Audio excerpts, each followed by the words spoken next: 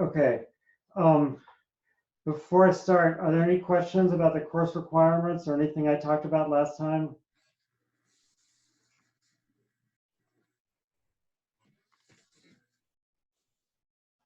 Okay. Um, so today I'm going to start talking about Locke. All right.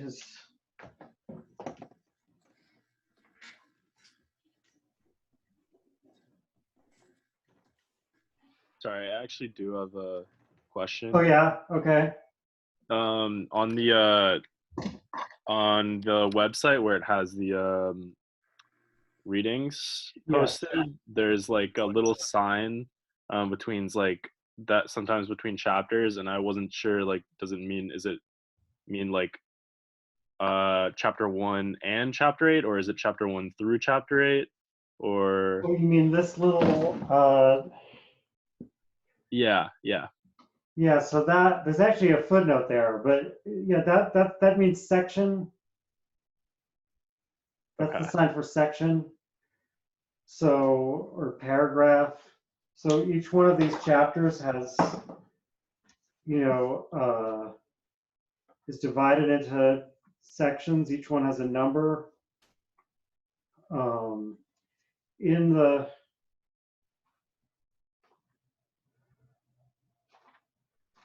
book I ordered, which I know not necessarily everyone is using, but in the book I ordered, you can actually see that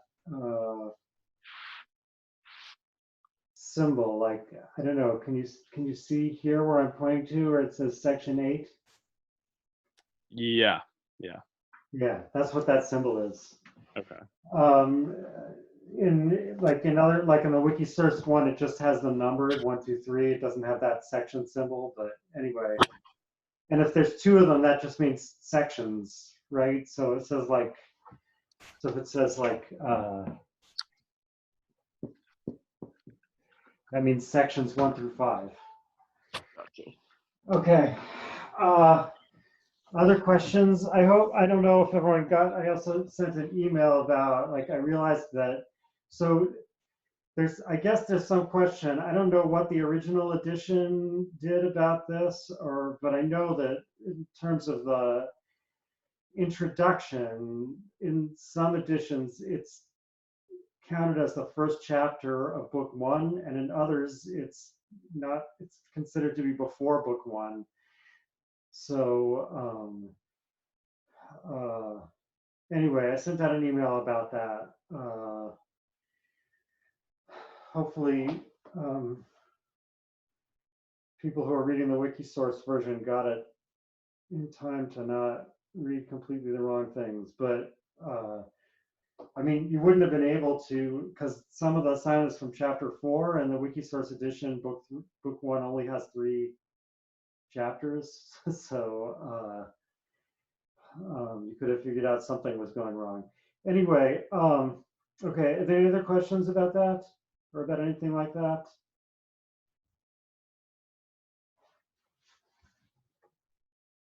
Oh, here's a question in the chat.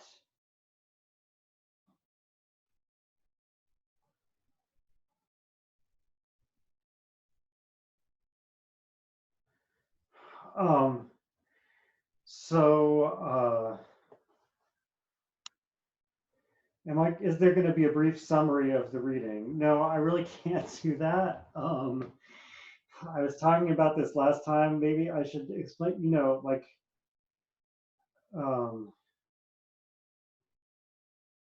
I can't say, I mean, I will be talking about what Locke says. So, I will be saying some of the things he says, as far as I understand them, but I can't really like substitute for him. What I'm doing is talking about what he said and trying to explain it. So,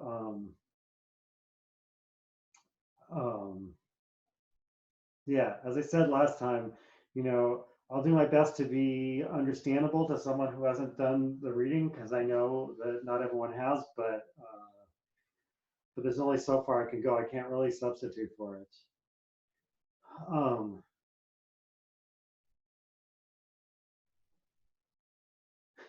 Okay, someone else does know how to summarize it, so good luck to them. All right. So I'm still the set going here, but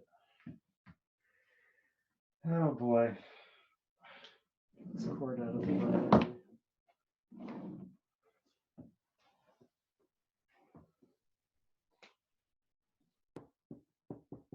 No, this is not going to work. Well, maybe if this is moved forward a little bit. You guys can't see the problem I'm having here, but the problem is I can't walk between the cart that I have the computer on and the board. Okay, here we go. That's better.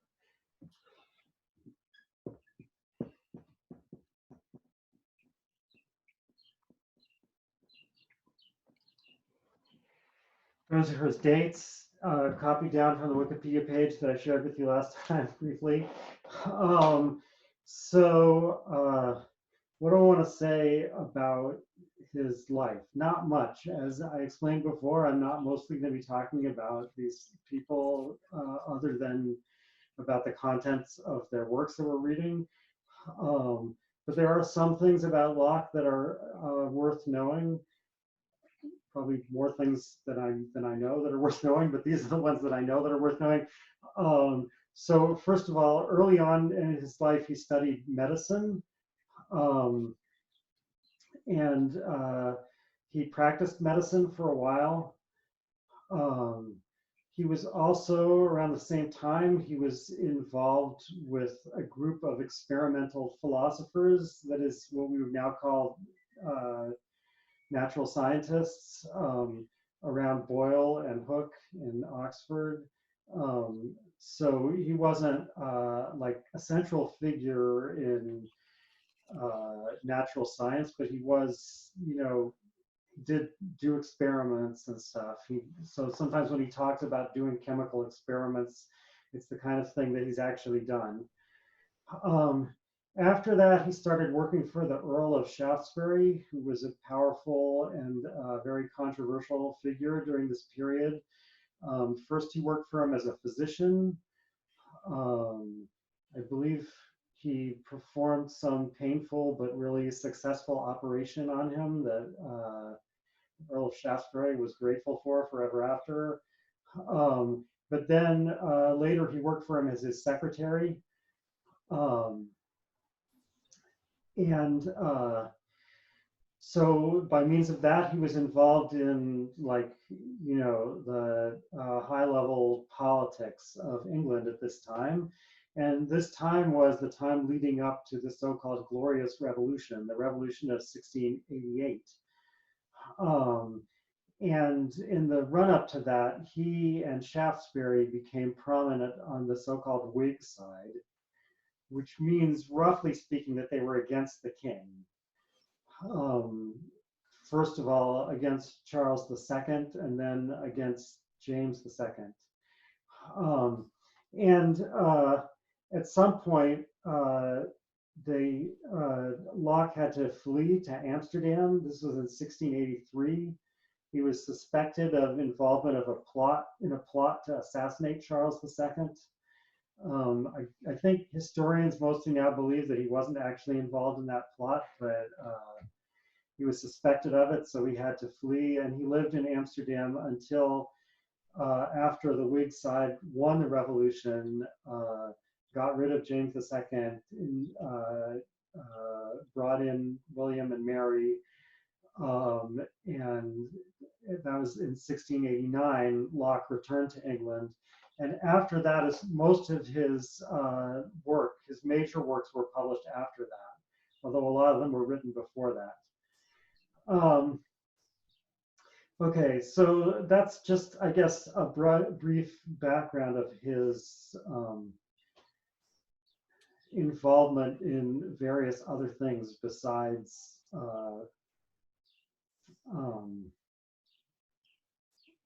writing about philosophy. And I see there's another comment in here in the chat window.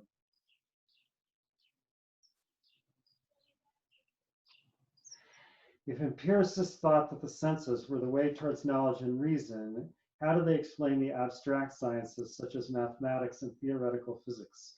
We cannot, we cannot concretely sense those things. All right, well, I mean, well, the short answer is we'll see what Locke says about that stuff.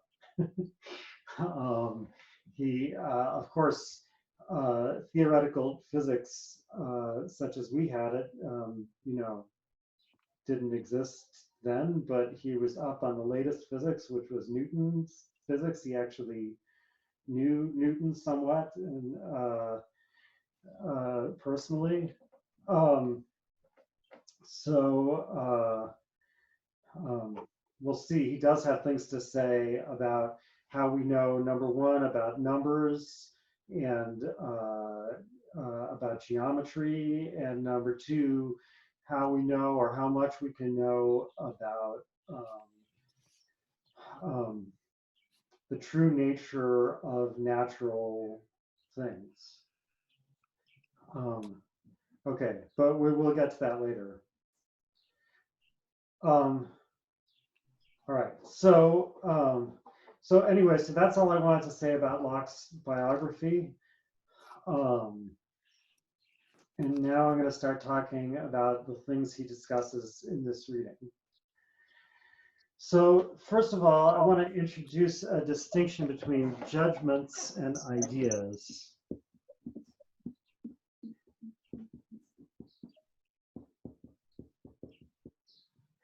Now, I mean, this is a little bit tricky just because Locke actually doesn't use the term judgment this way for the most part. Maybe sometimes he does. He has his own idiosyncratic use of the term judgment. But what does he call these? Propositions, maybe? Anyway, judgment is the usual philosophical term for these things in this period. And so the idea is that basically a judgment is something like S is P, like, I don't know.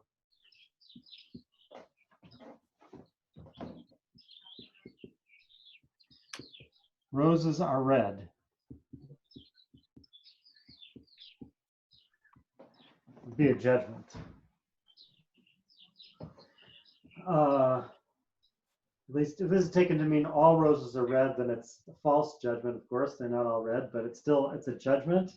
And the thing you have to understand is that a judgment is made up out of ideas. Ideas are combined in it. So in this judgment, the ideas that are combined are the idea rose and the idea red. The judgment asserts that they're connected with each other in a certain way. So the purpose of the whole book, Essay Concerning Human Understanding, is to answer the question, on what basis does our knowledge rest? On what basis does it rest, and therefore, how far can it go? What kind of things can we hope to know about? And knowledge is composed of judgments. I mean, of course, to count as knowledge, for a judgment to count as knowledge, as my knowledge, I have to first of all actually assert the judgments, assent to the judgments. Second of all, it has to be true, otherwise I couldn't be said to know it. And then there presumably are other requirements. That is, I can't just be lucky that I happen to assent to something true. It has to be somehow legitimately arrived at, or something like that. But without getting into that whole area for now, the main point I'm making is that knowledge is comprised of judgments, not of ideas. Happy belated birthday, Professor. Well, thank you. I'm not sure how you know what my birthday is, but anyway, it was recent. Um, uh, what was I saying? It was a few days ago, actually. It's not still my birthday. All right. Um, so so anyway, so the question of the book is going to be how do we get to these judgments that are true and count as knowledge? What are they based on? And the answer of the book is going to be experience alone.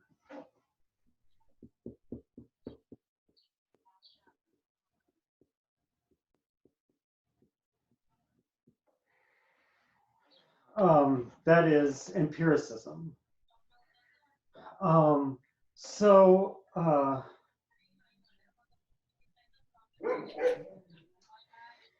at least sort of, because what we actually get at the beginning in book 2.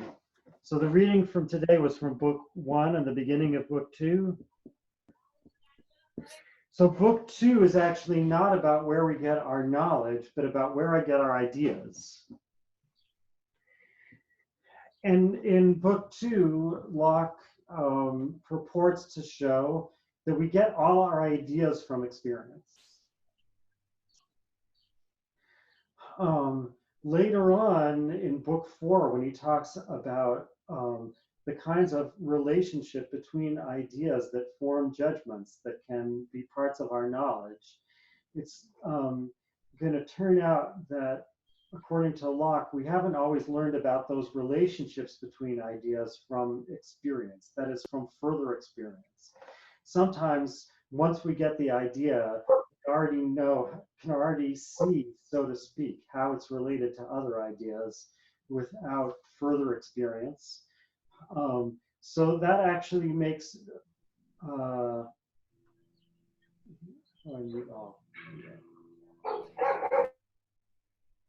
that work?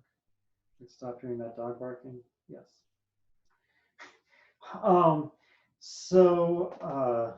So that makes Locke actually a kind of moderate empiricist.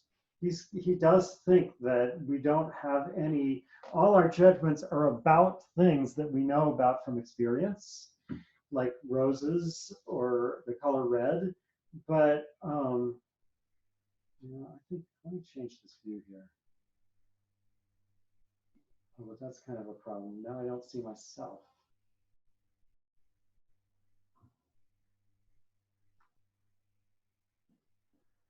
Okay.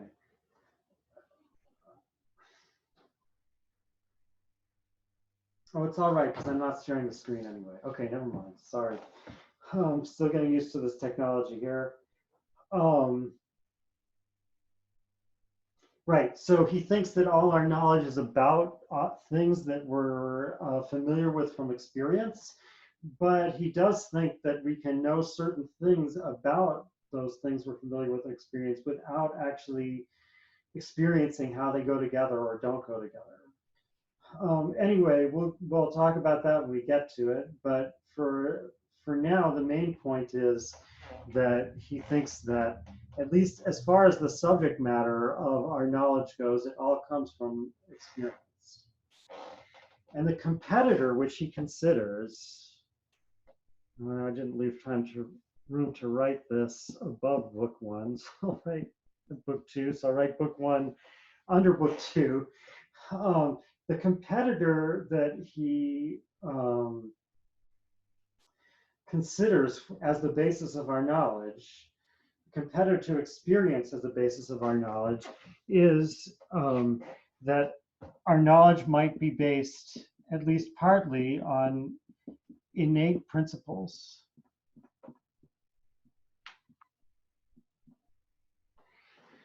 So book 1 is about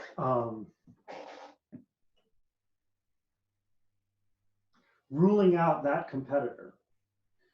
Now, I mean, it's not clear that that's the only possible competitor to the answer that we get our knowledge is based on experience. But anyway, that's the one he considers. Um, and Professor, there's a a question in the chat. oh yes, I see that. What about judgments on things we haven't experienced? Right. So, oh, let me read the question because I realized last time that you can't see the chat window in the recorded video. So I should read any question that I answer. What about judgments on things we haven't experienced? I can visually imagine the qualities of a flying unicorn, but I'm not too familiar with one experience through my senses. Right. So what I actually should have said, and we're going to spend a lot of time talking about this, but Locke introduces it right at the beginning of book 2. He says all our ideas are either simple or complex. So the simple ideas we get directly from perception. The complex ideas have to be formed by combining or relating those ideas that we got from perception. Or, I mean, that is ultimately, you have to get back to eventually to simple ideas that came from perception. So for example, if you can imagine a unicorn, you're imagining shapes and colors and ways of moving and living and whatever. I mean, although those aren't simple, but like all the simple pieces like the color and the shape and so forth that make up your visual image of a unicorn all come from experience originally. So that's his answer to that. So you can't, so what you can't imagine is, for example, a unicorn that is a color you've never seen.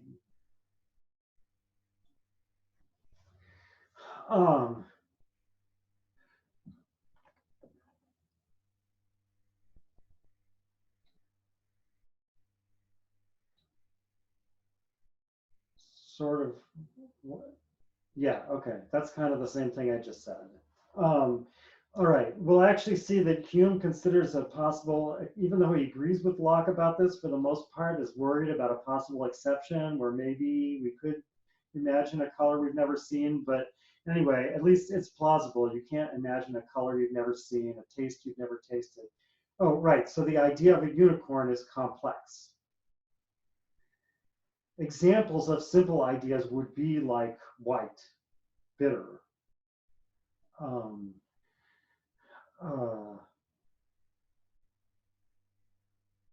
Okay, so as I said, we'll talk about that more as we get more into book 2. Right now, let me get back to this. So book 1 is about ruling out this competitor, innate principles. Basically, like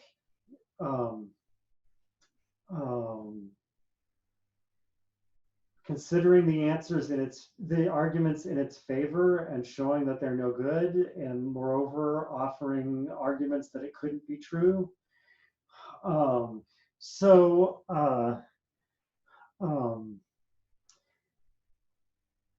Whereas the rest of the books 2 through 4, are going to be about the positive argument for Locke's own view, that is explaining how all our knowledge could be derived from experience.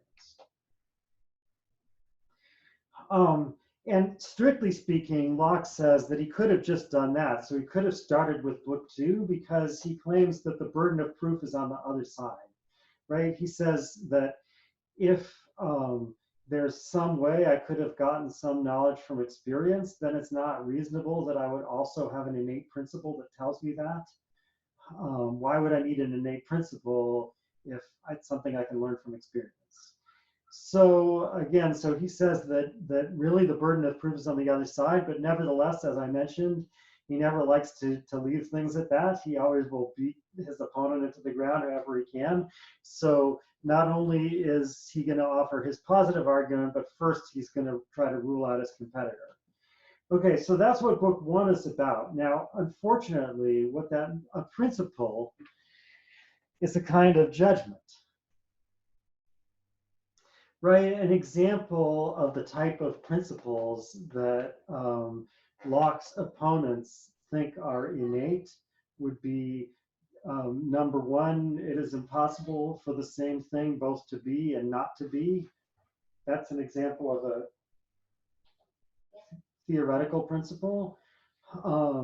Or do unto others as you would be done by. That's an example of a practical principle.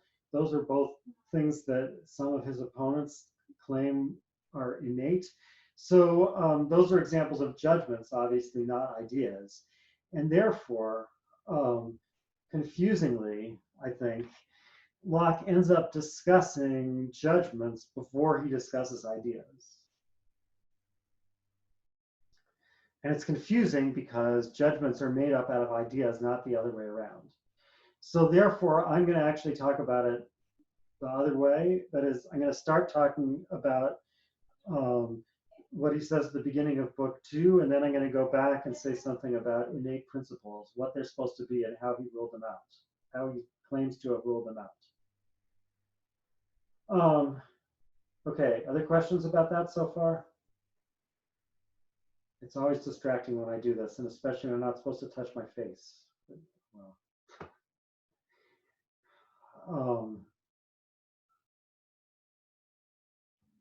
if you're kind of falling asleep, you might want to turn off your video. I see someone doing that, but I don't care, but it's just a suggestion. All right. What are ideas?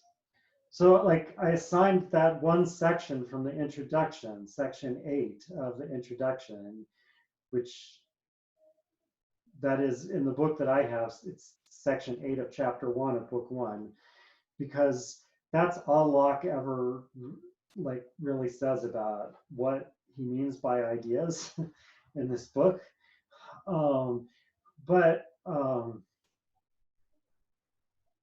Let me introduce it by giving the general picture of the mind that he's working with, and then try to show where ideas fit into that. So okay, I'm going to erase all of this now, I guess. I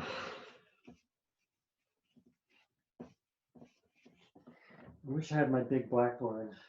Oh well. So here's the way we look at it. So this is the mind. By the way, Locke doesn't I think explicitly and on purpose doesn't discuss in this book whether the mind is is a body or is a different kind of, is the same as our body or whether it's something separate. He's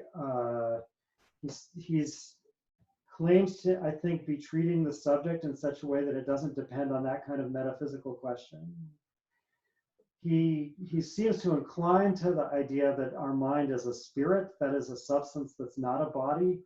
So that would mean it's not the same as substance as our body. But he doesn't intend that what he's saying in this book, except maybe from some examples, depends on that. So anyway, so whatever the mind is, we know that it has certain powers or capabilities or faculties. So here's like a faculty of the mind.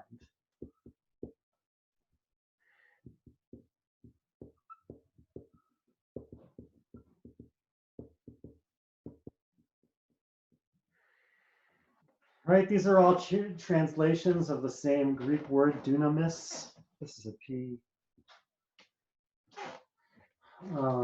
Boy, is that too big an angle for you guys to read? No, not. Anyway, so the mind has certain capabilities, faculties, powers. Locke doesn't think that these are separate things floating around somewhere, but it's just a way of saying what the mind is capable of doing. And these, so to have a faculty or power means that obviously you could do something or be in a certain state. They don't have to be active, they can be passive, right? Like it can be the faculty of being affected in a certain way. But one way or the other, if there's a faculty or power, then there's an act or operation.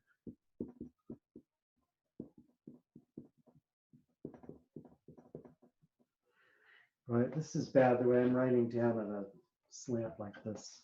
Let me move over here.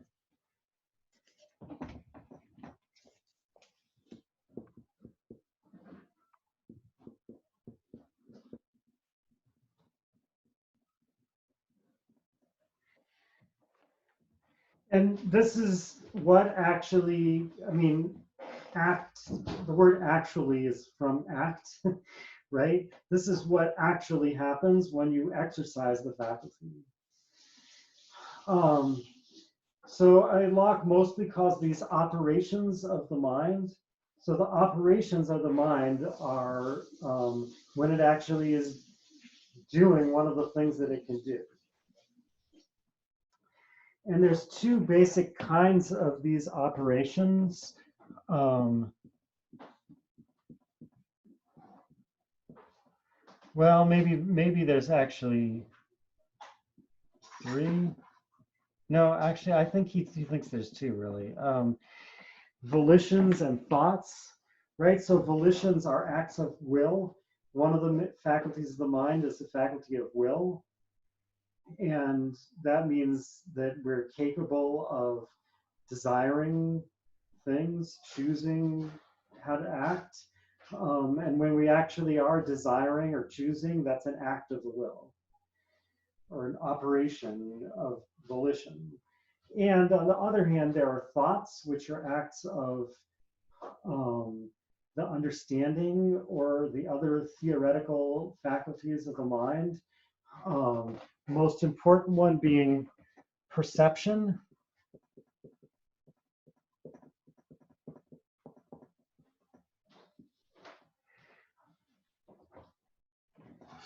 So according to Locke, Locke's classification, perception falls under thought. It's a particular kind of operation of the faculty of understanding or thought, and it's the most fundamental one. And then there are a bunch of others that are kind of related to perception, like recollection, imagination. And then there's a faculty of judgment and some others that are kind of related to that, like a faculty of discernment, of noticing the difference between two ideas. And then finally, there's a faculty of reasoning, which is a faculty of deriving one judgment from another. Okay, so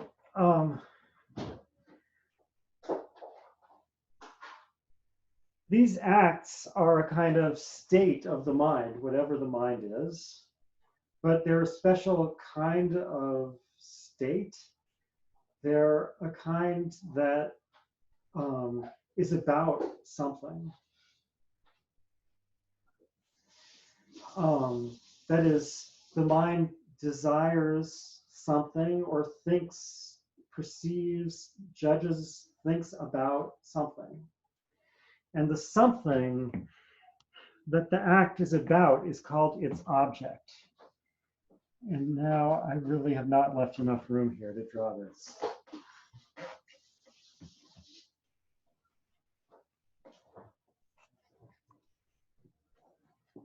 Here's the smaller mind. Here's its faculty. Here's its act.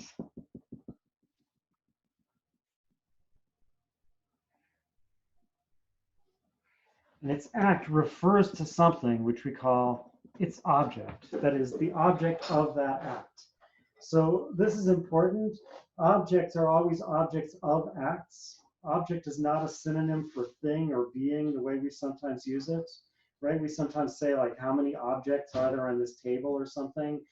And we just use it to mean thing. But that's not the original use of the term, and that's not the way Locke uses the term. The original use of the term is more like, sometimes we still say like, what is the object of this plan, right? Meaning, what is the plan aimed towards? A plan has an object, which is its purpose, or the thing that it aims towards. So that's the case of an object of an act of volition, basically. An object of an act of thought is whatever I'm perceiving or thinking about or judging about, etc. Okay, other questions about that so far?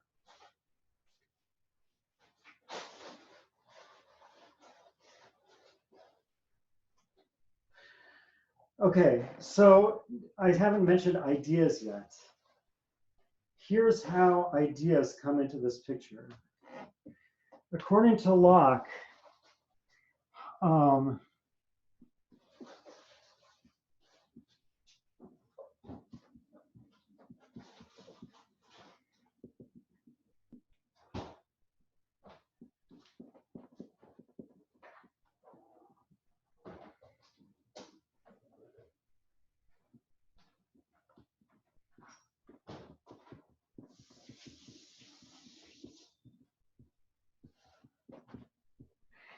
every mental act has an immediate object that is inside the mind. Now, immediate here means that there isn't something else in between it and the mind, and the act of which it's the object. Isn't what kind of thing? Isn't another object between it and the act of which it's the object. So immediate object means it's just like, that's directly the object, as opposed to the external object. At least if this is perception, then its object will be an external object. The external object is also the object of this act. So if it's perception, the external object is also what is perceived in the act, but only immediately by way of the idea.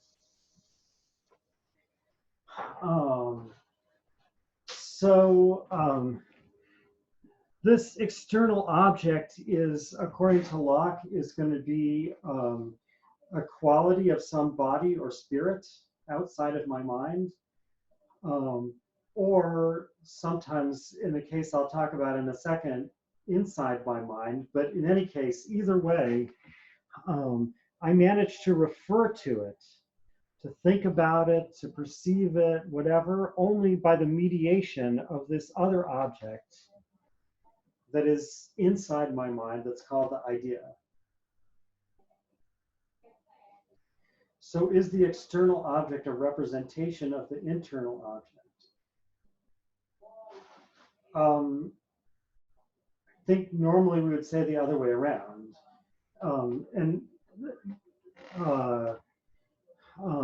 This use of idea is not exactly the same, but it belongs to the family of uses of ideas that Kant is going to say are wrong, and you should say representation instead of idea.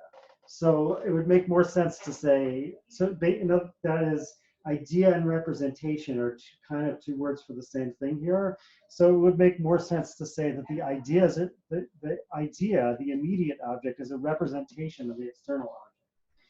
We make this a little bit less abstract, right? So the thought is that, for example, when I see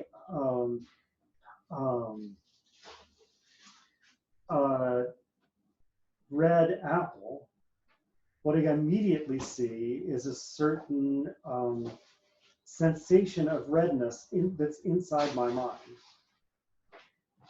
And that sensation of redness that's inside my mind, it could be called a representation because it represents, that is, it stands in for some property of the external object, in this case, the apple.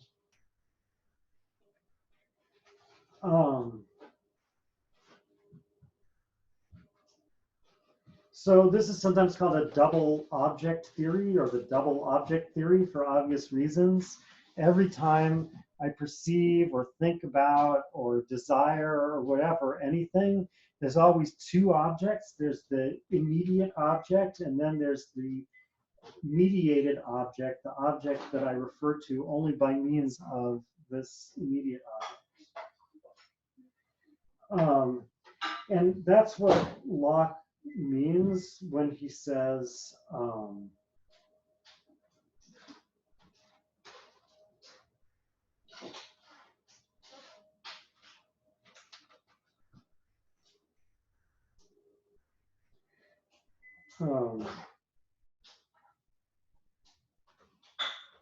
this is from that section 8 where it says everything he's going to say basically about what he means by idea. He says it stands for, quote, whatsoever is the object of the understanding when a man thinks.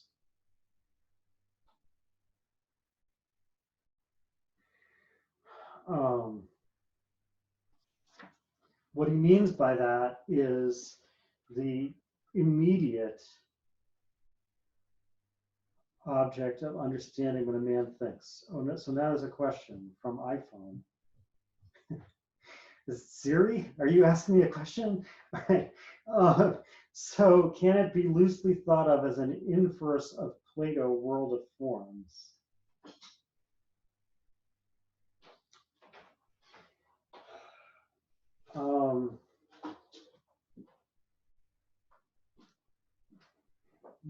It's not really an inverse. It's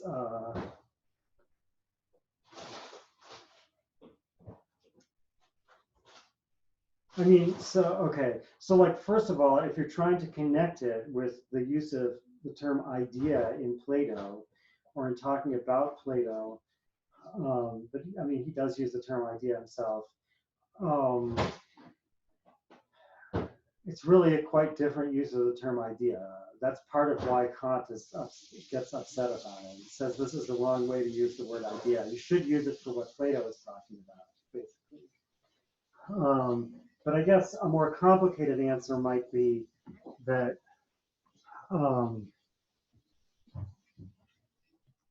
so according at least to more Aristotelian-oriented Platonists, there's like two different forms that correspond to, for example, a body that I'm perceiving, like a horse, you know.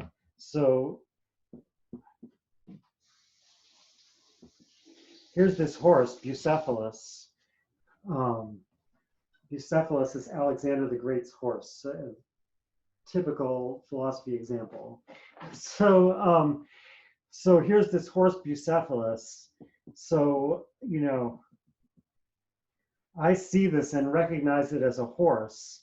So there's a form of horse inside my intellect, which represents it as a horse. But then, according to Platonists, there's also a form of horse in the realm of ideas. And this thing itself is a horse only because it, so to speak, represents or is an image of this form of horse, right? So, so this is what you might call a Platonic idea, and this is what you might call an Aristotelian idea, or you know, universal representation, or something like that. And empiricists, generally speaking, don't believe in these. So it's not exactly an inversion, but it's like, yeah, it's saying there's no role for this being considered a representation of something else or symbol of something else. Can I, okay, here's another question. Can you give an example maybe of how an immediate object / idea represents an external object? What's the discrepancy between the two if one just represents the other?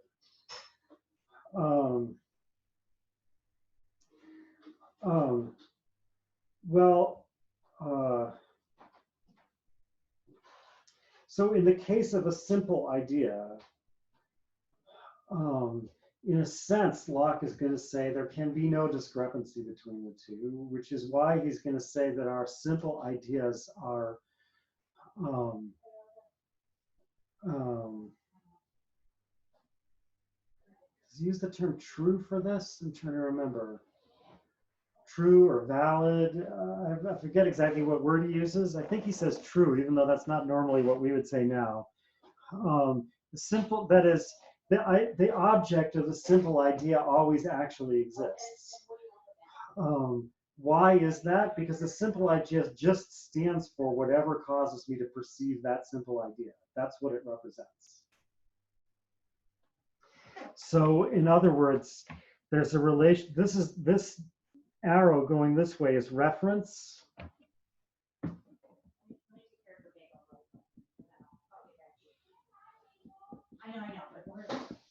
But there's also a relationship going the other way. And this relationship is causation. Right? And so in general, the way it works is that the external object causes the faculty of thought, or the faculty of perception specifically is passive. Yeah, a little confused about the chart. Okay, let me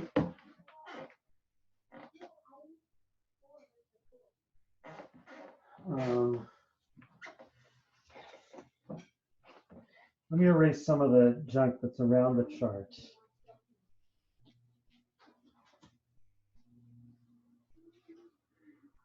In fact, let me erase the whole chart and redraw it better, but not standing in front of the camera.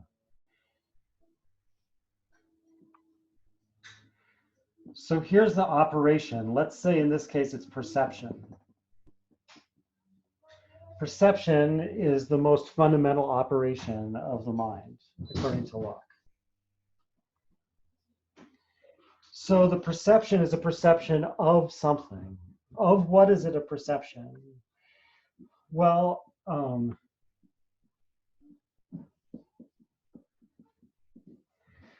immediately, it's a perception of an idea.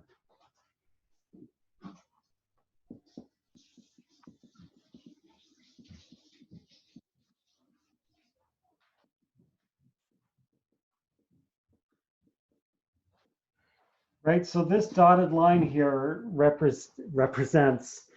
stands for reference to an object. Right, so reference to an object, meaning that the act of perception, is this going to come back into focus? The act of perception is always the act of perception of something. And the something that it's of is its object that it refers to.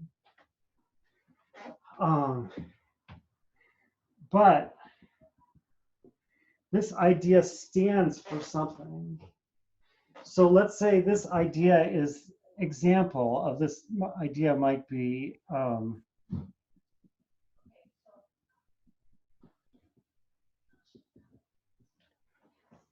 an example of an idea that might be the immediate object. Why is this all fuzzy now?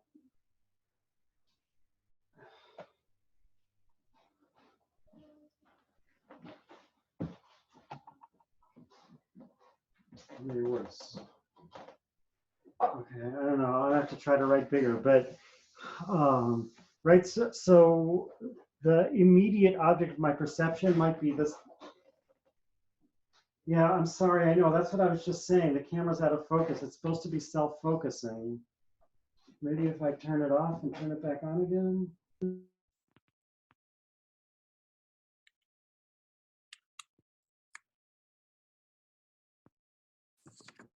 And I have to share it again, I guess.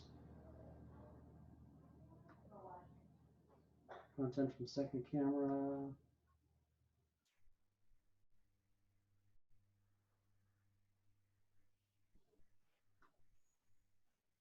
Ah, is that better? Okay. Right, first world problem. Yeah, I guess you could define a first world problem as a problem that can be solved by turning it off and turning it back on. All right, anyway, right, so like the immediate, so when I'm seeing something red, the immediate object of my perception is this sensation of redness in my own mind. But then by way of that, that stands for or represents something, some property of an external object. Or sometimes I say that the property is the object. I don't know, it's a little bit confusing. I think Locke itself talks both ways, but it's not one of the better pictures of an apple I've ever drawn. But this is supposed to be an apple. And the apple has some property, quality is what Locke will call it. So there's some quality of the apple, the quality of it that makes it red, that is, that makes it look red to me. And that's what's indirectly, that is immediately represented by the idea. So I refer immediately to this sensation of redness, but by way of this sensation of redness, I refer to what? To the quality of the external object that caused me to perceive this redness.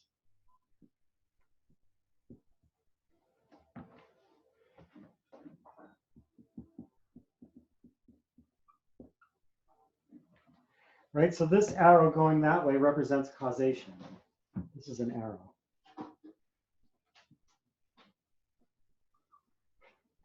All right, so right, so what happens then in this order is that I look at the apple does something, and again, he's not going to speculate about how this works in this book. The apple obviously does something to my eye, and my eye does something to my nerve, and my nerve does something to my brain, but anyway, somehow that process results in my mind exercising its capability of perceiving red. So it causes me to see red. That is, it causes this operation, which has the idea of red as its object, as its immediate object.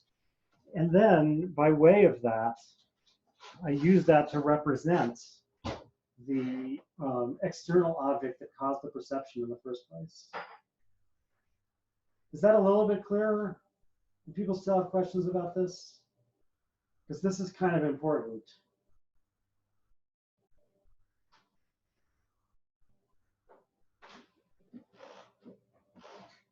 Okay.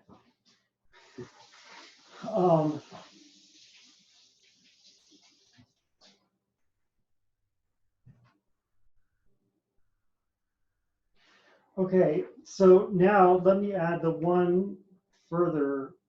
Wait, so we cannot reach an object without a reference. Well, reference just means like being about an object.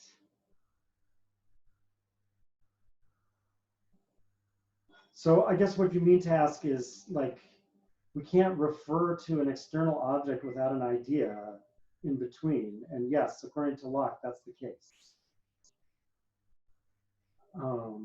We never, everything we immediately think about is part of the content of our own mind. There's also something outside our mind that we learn about by way of what content we immediately refer to, perceive, think about, etc., within our mind.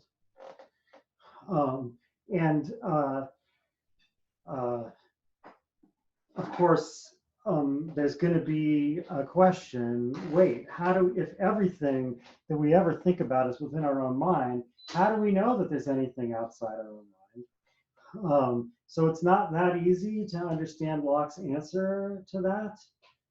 I think that's what you mean by how does he account for solipsism? How does he answer solipsism, right? Or solipsism, or less radical than solipsism, at least idealism, radical idealism, which says that all that exists are minds and their contents. Solipsism says all that exists is my mind and its contents. Right? But either way, it seems hard to understand how Locke can explain how I know about anything outside my mind. When he starts talking about knowledge in book 4 is the place where he's going to say what he has to say about that. We know, of course, like spoiler alert coming up, that Berkeley is going to say, this is exactly where Locke is wrong. Not only don't we know about an external object, the whole idea of an external object makes no sense. Pardon the use of the term idea there. The whole concept of an external object doesn't make sense, according to Berkeley. It's absurd.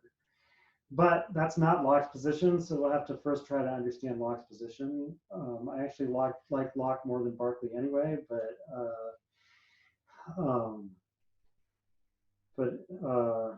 Berkeley is still important, especially for understanding what happened after Berkeley. All right, more questions about this before I go on?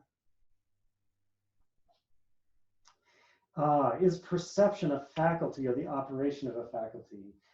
That's a good question. A lot of times the faculty and its operations don't really have two different names. So there's like the faculty of perception and its operations are perceptions, right? Or there's a faculty of thought and its operations are thoughts. Sometimes there's different names, like like you could call the faculty of the will and its operations volitions, but oftentimes it's the same name. That's already something Aristotle complains about a lot. Okay, good question. Other questions? Okay, because I'm about to introduce one more confusing twist here, which is that so far I've been talking about external objects, which are the objects of perception, but within that answer to where does our knowledge come from, answer experience, Locke actually includes two things. One of them is perception, and the other one is reflection. So let me erase Bucephalus.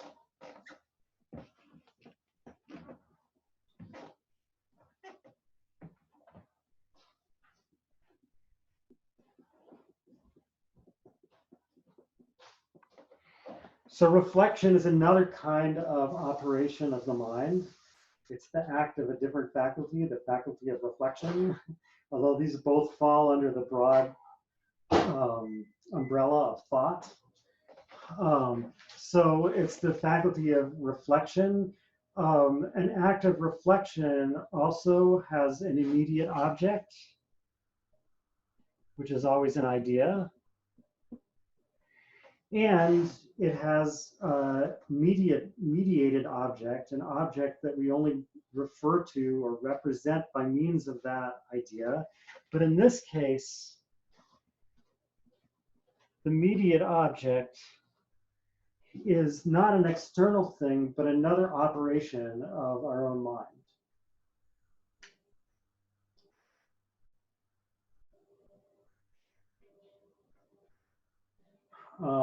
A bunch of other questions came in. Someone who doesn't experience senses can't make judgments. Well, according to Locke, we only get our ideas from experience. And although I erased this, as I showed before, a judgment consists of ideas, right? A judgment asserts a certain relationship between ideas. So if you don't have any ideas, you can't form a judgment. So that is, you can't think anything about anything if you don't have some ideas that represent things that you could be thinking about. And since Locke believes we have no innate ideas, we get all our ideas from experience. Therefore, yes, no one can make any judgment until they first have experience and thereby get some ideas. And the other question,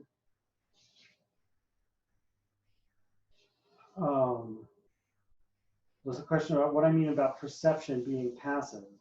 What I mean about perception being passive is that there's two kinds of faculties or capabilities or powers you can have. One is the power or capability to do something, and the other is the power or capability to have something done to you. So those are called an active faculty versus a passive faculty. I mean, in other courses, in other contexts, I might get more abstract about what active and passive mean here, but for present purposes, like all you have to understand about this, and especially because I guess Locke does use the term passive for this, but he doesn't talk about it a lot, is that the faculty of perception, I can't make it go from potency into act, as they say, right? I don't make myself perceive things. Rather, the things make me perceive them, right? So as Locke says, you know, like if you stand outside and, well, actually, is this his example or is it more Descartes' example? If you're standing outside and you're looking at the sun, you can't help seeing it, right? If the sun makes you see it, not the other way around. That's what it means that perception is passive. It's only worth emphasizing at all. I mean, I think it's kind of obvious. That's why we, at least the way we usually think about perception. The only reason it's worth emphasizing is because the term faculty or power, and also the term act makes us think about like different sense of act, and the sense of active versus passive makes us think that this is something we do, but in the case of perception, it's actually something, this operation of the mind is actually something that happens to us. And the faculty is the capability to have that happen to you. Okay, so getting back to reflection. So reflection is just, has the same structure as perception. At least this is how I understand Locke.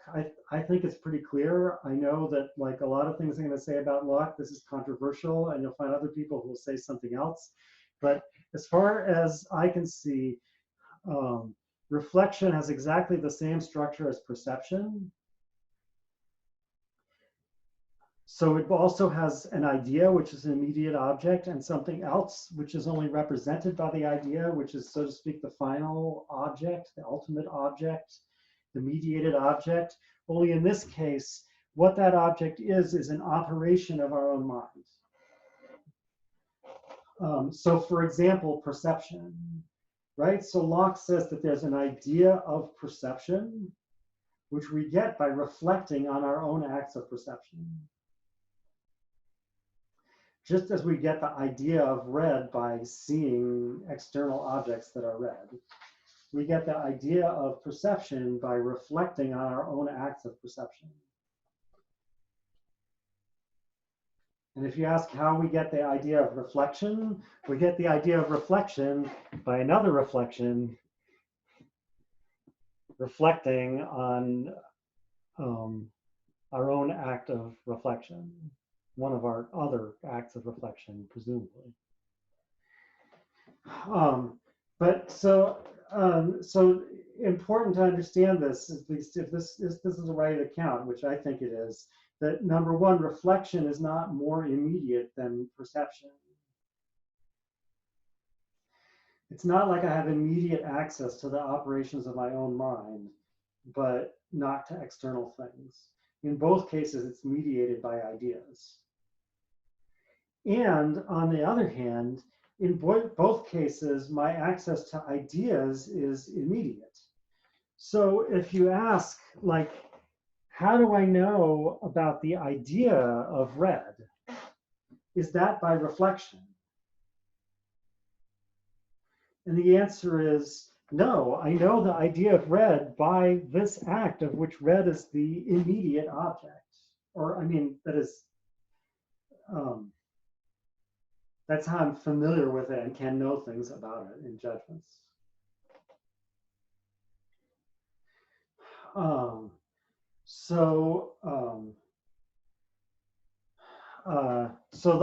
That's why the objects of reflection are not ideas. That is, the immediate object are not ideas, but other operations. That's what we know about in this mediated way, the other operations of our own mind.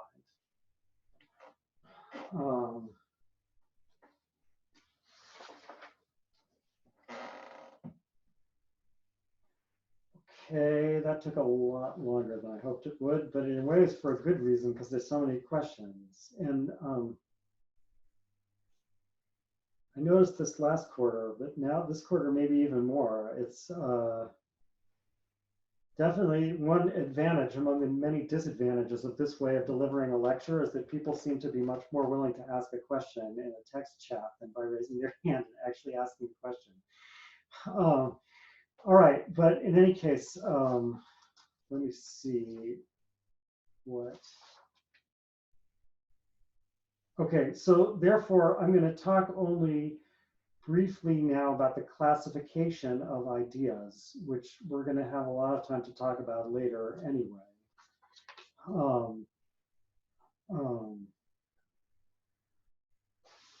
So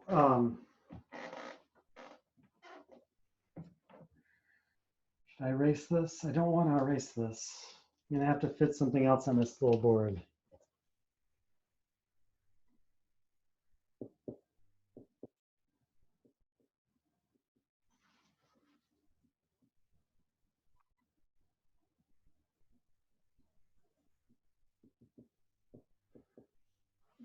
Shouldn't.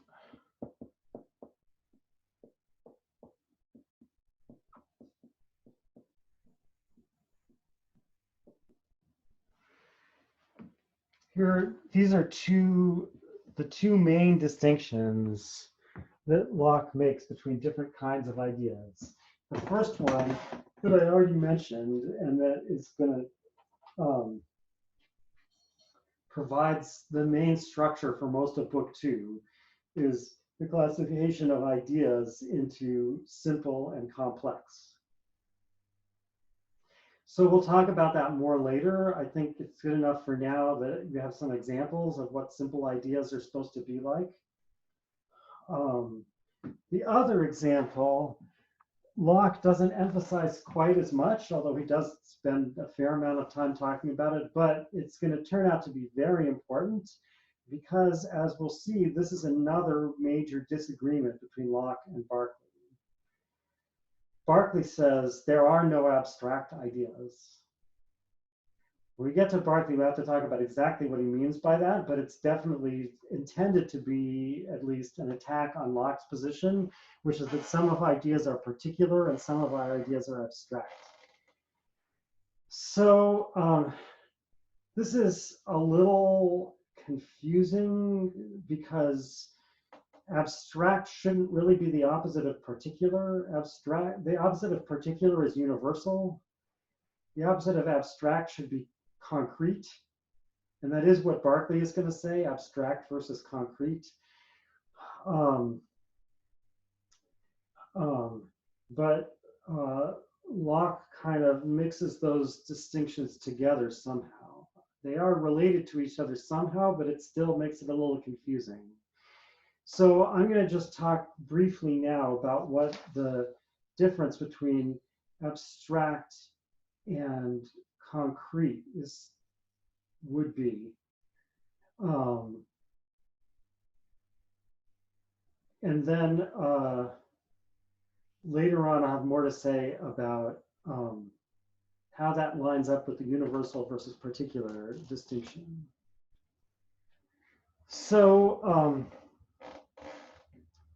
concrete means like kind of like grown together. So the thought is that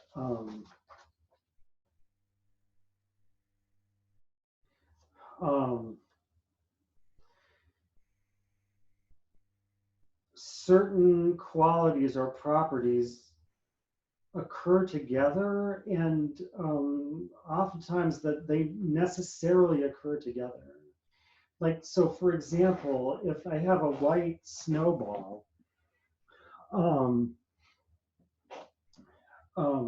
the shape and the color can't occur without each other.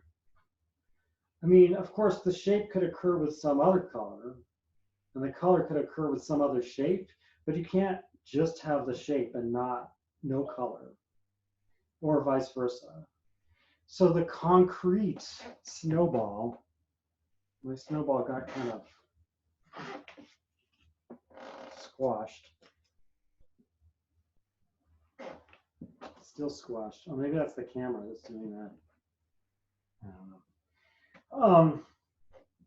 So the concretes in the snowball, those two properties of like spherical shape and whiteness are concreted together.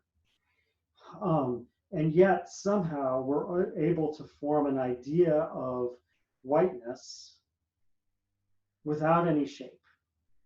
The idea of whiteness in general. So that's an abstract idea, and it's called abstract because abstract is basically the same word as subtract.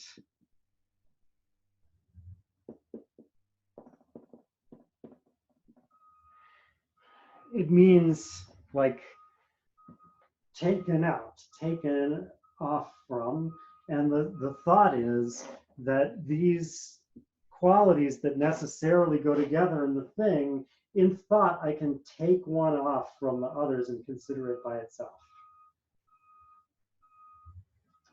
So that's an abstract idea.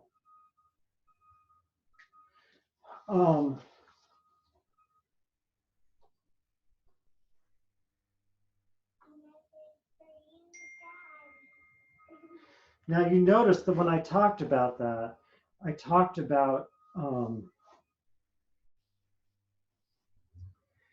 the properties going together in the object necessarily, and the idea being separated out. So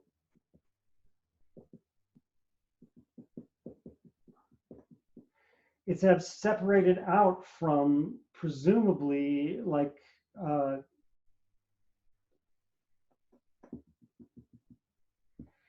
complex, concrete idea of the snowball.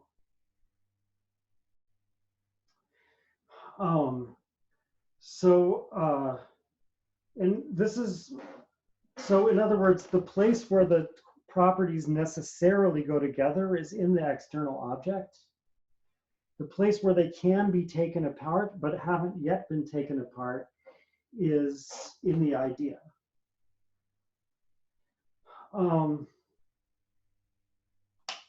And this is exactly how Locke explains it in the first section of Book 2, Chapter 2.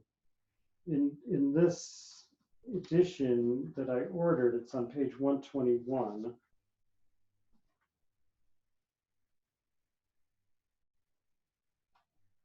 Though the qualities that affect our senses are, in the things themselves, so united and blended that there is no separation, no distance between them. Yet 'tis plain, the ideas they produce in the mind enter by the senses simple and unmixed. For though the sight and touch often take in from the same object at the same time different ideas, as a man sees at once motion and color, the hand feels softness and warmth from the same piece of wax, yet the simple ideas thus united in the same subject are as perfectly distinct as those that come in by different senses. So what Locke is saying is, and this is going to be really important, but it's also going to present a problem in the way of understanding his theory of how abstraction works. In the snowball, for example, whiteness and shape are inextricably linked together. But already before we formed this idea and perceived it, there's already been a kind of abstraction or taking apart of these qualities through our sense organs, basically. So somehow the whiteness ends up being detected by one thing, and the roundness and the cold and other qualities end up being detected by other things. And so they cause different simple ideas in our mind. So someone just asked, so simple ideas are related to the abstract concept and complex to the particulars. So that's what it might seem like, right? It might seem like oh, abstraction isn't something we do at all in our mind. It's something our sense organs do for us. And I mean, that is the function of sense organs, basically, right?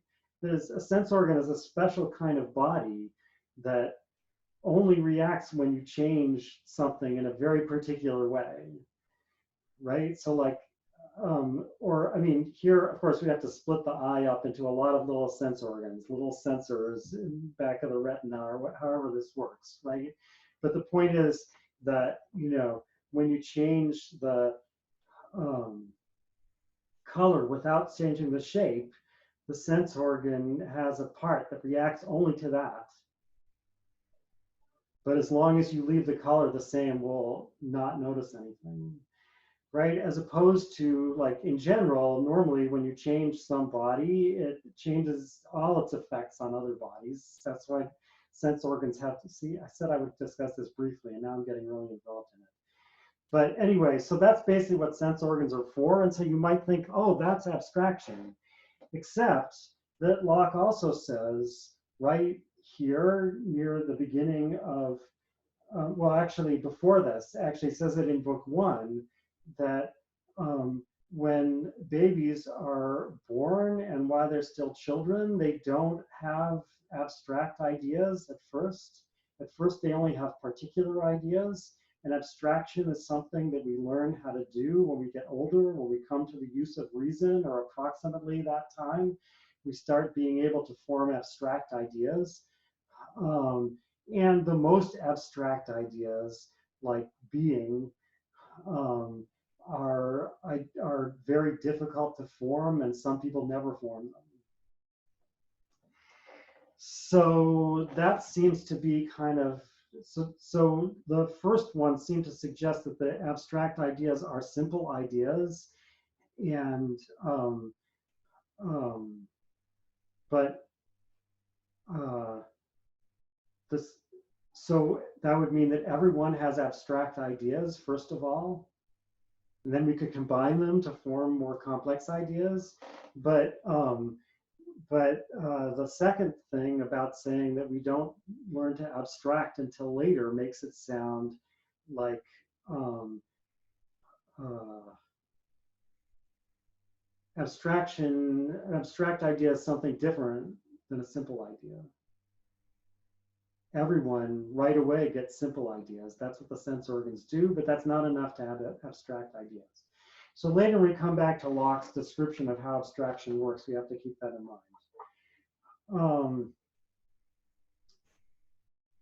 Okay, I want to go on because I haven't discussed book 1 yet on the argument against innate principles. In some sense, that's less important to the rest of the book, but still, I wish I had had more time to talk about it.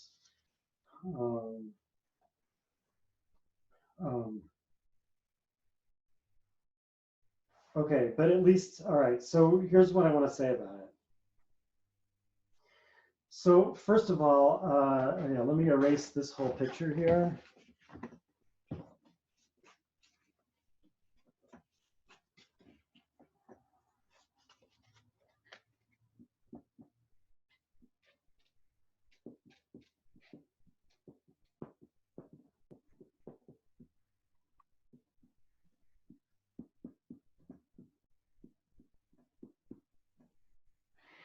So the structure of book 1 is the competitor to empiricism that Locke is considering is that our knowledge is based on innate principles. And this is at least supposed to represent the view of the rationalists and also Aristotelians who think that our knowledge is based partly on innate principles.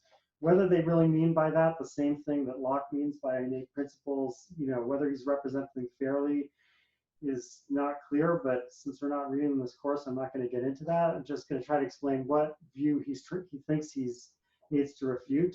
So the view he thinks he needs to refute is that there's certain judgments, true, legitimate judgments, that is pieces of knowledge that we're all born with.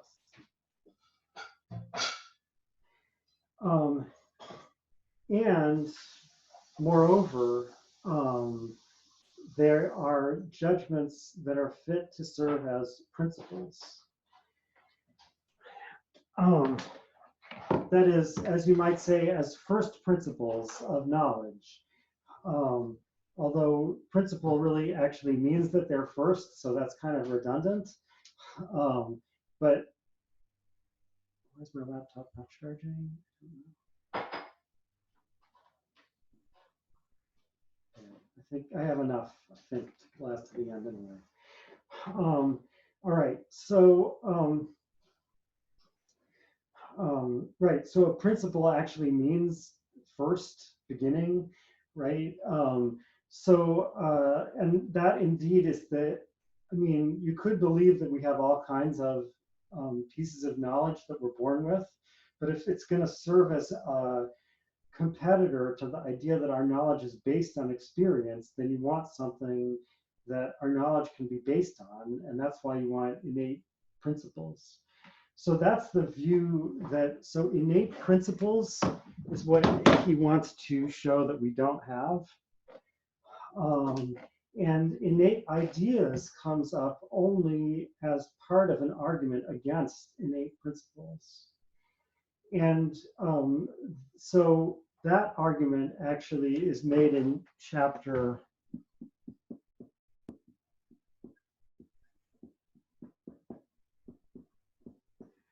4, or in the Wikisource version, chapter 3 of book 1,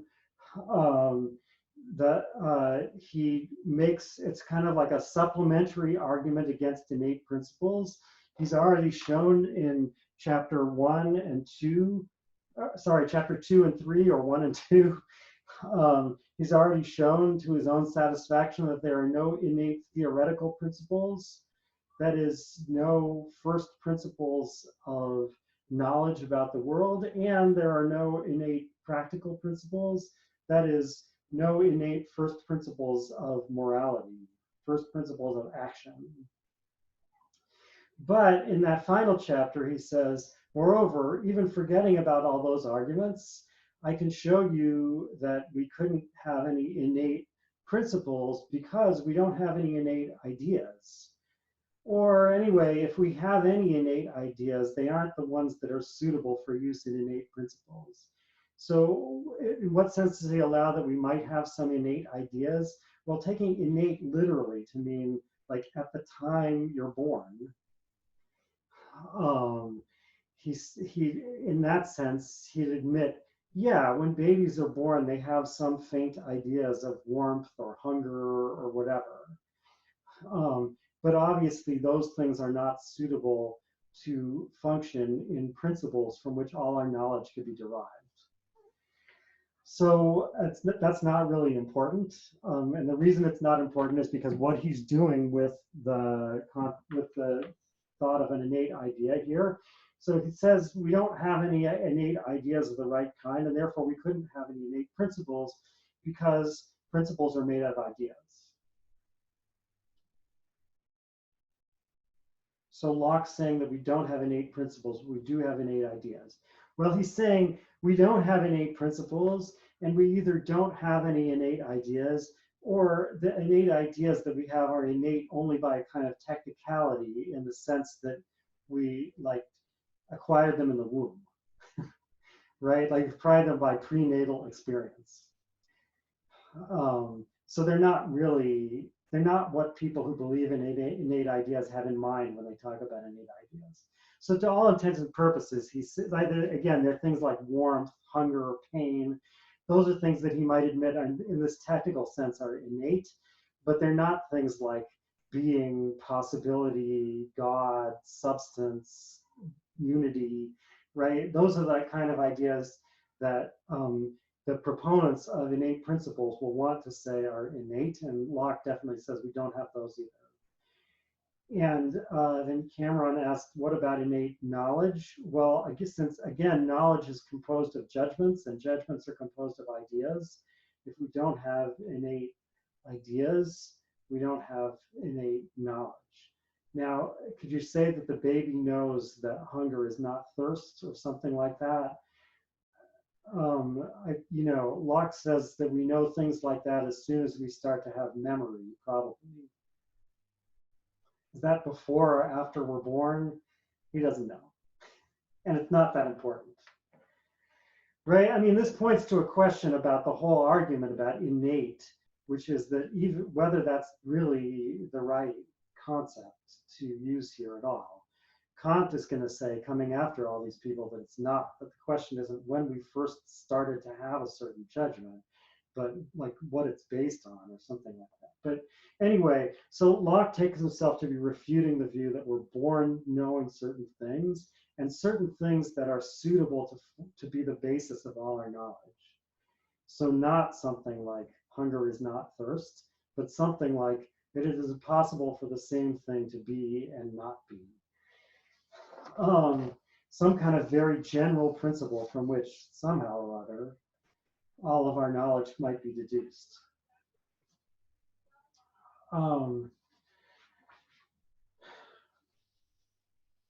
So what's the argument against that, aside from the argument in chapter 4 of book 1 that relies on there being no innate ideas? The argument against it is, well, first of all, what would it mean that we have innate knowledge? So Locke says it could mean either that we're born actually perceiving this thing to be true. And we always perceive it to be true, no matter what's going on. But he says, surely that's not the case, right? Babies are not born thinking it is impossible for the same thing to be and not be. Even when they're a lot older and have learned how to talk and whatever, if you ask them, is it impossible for the same thing both to be and not be, they won't know what you're talking about. I mean, it's interesting. Children do acquire pretty abstract concepts pretty early. And I think Locke knows that, unlike Berkeley. But anyway, and in some cases it's surprising. I remember that, well, anyway, I shouldn't go on regression now because I'm almost out of time. But I think it's fair to say that they have to be pretty old before you can ask them, is it impossible for the same thing both to be and not be? And have them give any answer at all. So we're not actually born perceiving this truth. And then Locke says, well, what else could it mean? So he says, well, the only other thing it could mean is that we're born capable of knowing this truth. And he says, yeah, sure enough, of course, we're obviously born capable of knowing this truth. How can we tell that we're born capable of knowing this truth? Because if we know it now, then we must have been capable of knowing it.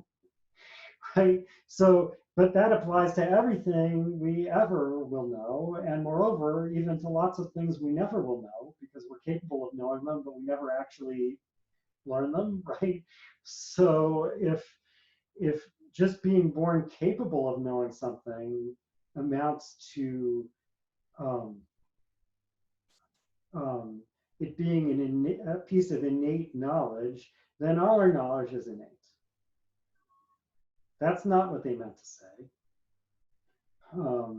And if that is what they meant to say, then as Locke says, you're not contradicting me. It's just a very improper way of speaking, right? I mean, because they mean the same thing he does. We learn things as we go along. We aren't born knowing them, but they call it innate by an improper way of speaking, if that's really what they mean. But of course, that's not what they mean. Well, of course. So, I mean, in a way, Leibniz's answer to this is, and remember, Leibniz is on the rationalist side, but he's well aware of Locke. In fact, he wrote a whole book called New Essays on Human Understanding, which is a response to this book, but point by point, written as kind of a dialogue, right? So, so Leibniz is going to respond, well, yeah, actually, all our knowledge is innate. But Locke doesn't imagine that someone's going to say that, so he thinks that this this view has been refuted just by that.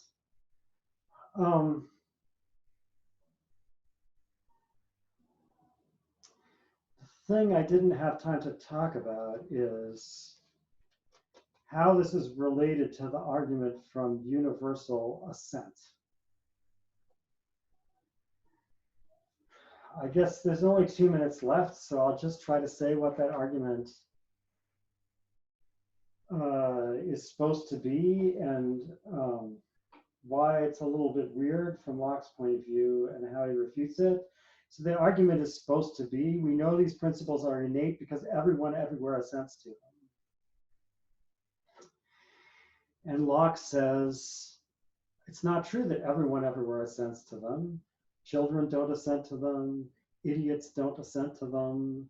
Again, idiots from the Greek idion is supposed to be, I think, a kind of non-disparaging term for someone who's cognitively disabled, but of course, in the meantime, has acquired that connotation. But anyway, so it's kind of bad connotation. So, right, so children don't assent to them. Idiots don't assent to them. Even a lot of perfectly reasonable adults who never happen to have thought about such abstract matters don't assent to them. So it's not true that everyone assents to them. Now the question that, well, there's a couple questions about this, but the one I have time to discuss barely is just this that makes it weird for Locke. Why isn't it an objection that animals don't assent to them, non-human animals? Or in other words, why would it be sufficient if every human being assents to them? Even it has to include infants and idiots, but it doesn't have to include any non-human animals. So as we'll see later on, Locke actually doesn't think that an abstract concept like human necessarily corresponds to some natural kind of things. And he uses the example of human mostly in his argument for this. So it's a little bit hard to understand why drawing the line there would be so important to him. And since I'm out of time, all I'll say is, I think this argument is from his opponent's point of view. I think he means that if you believe that our knowledge about natural kinds, for example, doesn't come from experience, but is innate, then you will have to agree that you have an innate concept of humanity, basically, and we can check whether human beings are the way you say they are or not. Okay, that's all and more than I have time for. I will see you next week. Bye.